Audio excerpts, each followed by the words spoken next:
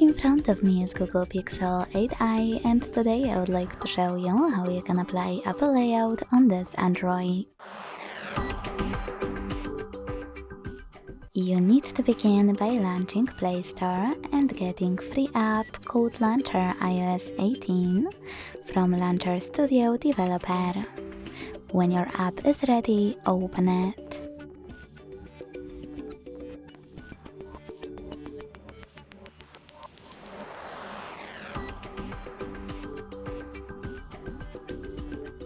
Then hit Get Started. Select I agree to terms and conditions and tap on Continue twice.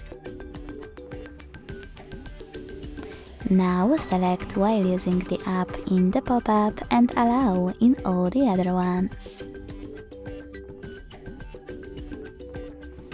Finally, after closing an ad, you can adjust all of those options however you want to, but you can always do that later on. So now to apply Apple layout, hit Set as Default at the top, click on iOS Launcher and wait.